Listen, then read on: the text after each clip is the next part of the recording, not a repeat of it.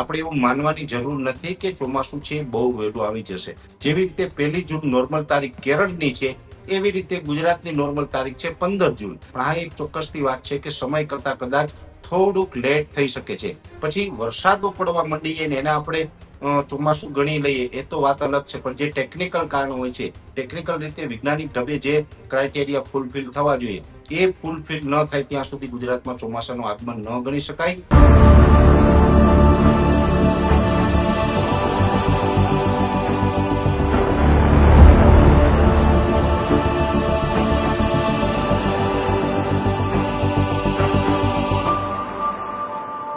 પરેશભાઈ, છેલ્લે એ પણ સમજવું છે કે ગુજરાતની અંદર પ્રોપર ક્યારથી ચોમાસું બેસે અને ખેડૂતોએ તૈયારી કઈ રીતે હવે કરવી જોઈએ?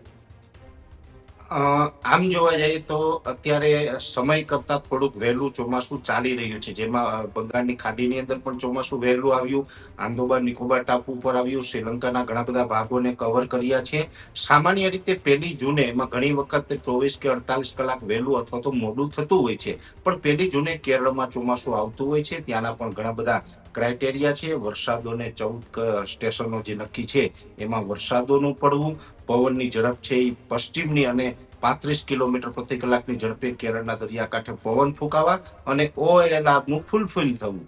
આ તમામ ક્રાઇટેરિયા ફૂલફિલ થાય ત્યાર પછી ત્યાં ચોમાસું પ્રવેશ કર્યું છે એવું કેરળની અંદર જાહેરાત થતી હોય. જોકે હજુ આપણે એવું માનવાની જરૂર નથી કે ચોમાસું છે બહુ વહેલું આવી જશે.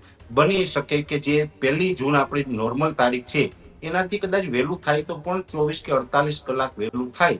એનાથી વધારે વહેલું થશે તો એ થોડુંક એક નવા એક સમાચાર ગણાશે. અત્યાર સુધીમાં એવું ક્યારેય નથી જનરલી બનતું. અને ત્યાં ચોમાસું પહોંચે પછી જનરલી 15 દિવસે ગુજરાતમાં પહોંચતું હોય છે. જેવી રીતે 1 જૂન નોર્મલ તારીખ કેરળની છે, એવી રીતે ગુજરાતની નોર્મલ તારીખ છે 15 જૂન.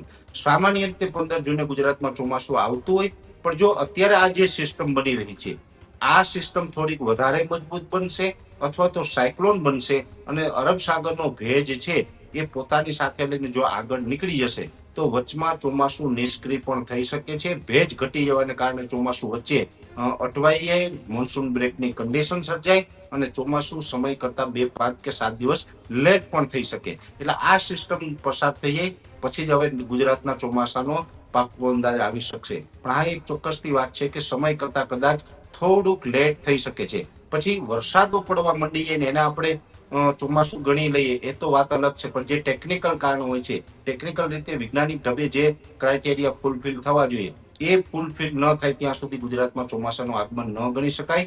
બાકી તો આ સિસ્ટમને કારણે પણ આપણે વાવણી લાયક વરસાદો પડવાના છે, પણ એ ચોમાસાની શરૂઆત નથી ગણવાની. કેમ કે ચોમાસું ગુજરાત પહેલા તો કેરળમાં આવે.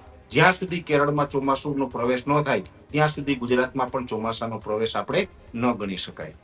એટલે સ્વાભાવિકપણે, કારણ કે લોકોના ઘણા બધાના મેસેજ કમેન્ટ હતી કે ખરેખર વાવાઝોડું આવવાનું છે કે કેમ, કારણ કે આગોતરી તૈયારી અત્યારથી કરવા લાગી જઈએ. જે દરિયાકાંઠાનો જે વિસ્તાર છે ત્યાંના લોકોને ખૂબ પેલું કહેવાય ને કે મુશ્કેલીનો સામનો કરવો પડતો છે. એટલે એ માટે જ કે કોન્ટેક્ટ કરીને એમ કે ભાઈ શું ખરેખર આ વાવાઝોડું આવવાનું છે તો એ પહેલાં અમે પાળ બાંધી લઈએ જેથી કરીને નુકસાન થાય પણ થોડું ઓછું થાય. એ માટે જ હવામાન નિષ્ણાંતો પાસેથી આખી આગાહી અને બધું જ જાણવું ખૂબ જરૂરી હતું. અને ખાસ કરીને પરેશભાઈ, આભાર આપનો કે તમે જે નામ આજે જણાવીએ છે, કારણ કે અત્યાર સુધી આ નામ ખબર નહીં હતી કોઈને. શ્રીલંકા અને થાઈલેન્ડના જે તમે જે 2 નામ કીધા કે એક બંગાળની ખાડી અને એક અરબ સાગરમાં જો આ સાયક્લોન બને તો નામ આપવામાં આવે મોન્થા અને એક શક્તિ. આ 2 નામ છે તે પણ અત્યારે નક્કી કરી લેવામાં આવ્યા છે. એટલે હવે જો કદાચ વાવાઝોડાનું ખતરો થોડો વધે અને સૌરાષ્ટ્રમાં જે વિંડીને બધામાં આપણે જોઈએ છે ને એક વખત કે પહેલાં 2 દિવસ પહેલાં આપણે જોયું હતું વિંડીમાં તો એ ઓમાન તરફ ફંટાઈને જતું હતું. 2 દિવસ પછી જોયું તો પવનની ગતિ ફરી ગઈ ને સીધું જ ગુજરાત, માંગરોળ, વેરાવળ આસપાસના દરિયાકાંઠે ટકરાય એવું ત્યાં સુધી આવે એવી દ્રશ્યો જે છે બતાવી રહ્યા હતા. એટલે અત્યારથી કશું નક્કી ન કરી શકાય. હવામાન વિભાગ પણ આના ઉપર સતત દેખરેખ રાખી રહ્યું છે કે આ વાવાઝોડું બનશે કે કેમ. હવામાન નિષ્ણાંતો છે તે પણ સતત આની ઉપર નજર રાખી રહ્યા છે અને અપડેટ આપી રહ્યા છે કે આ વાવાઝોડું બનશે કે કેમ, અથવા તો ચોમાસાની જે સિઝન છે તેમાં કોઈ ફેરફાર થશે કે કેમ. એની બધી જ વિગતો છે એ ન્યૂઝરૂમના માધ્યમથી એક દર્શકોને સાથે સાથે ખેડૂતલક્ષી જે પણ મુદ્દાઓ છે, જે પણ વાત છે, વાવણીથી લઈને ચોમાસાની જે વાત છે એ બધી જ એમના સુધી પહોંચાડતા રહીશું. પરેશભાઈ, ખૂબ ખૂબ આભાર જોડાવા બદલ.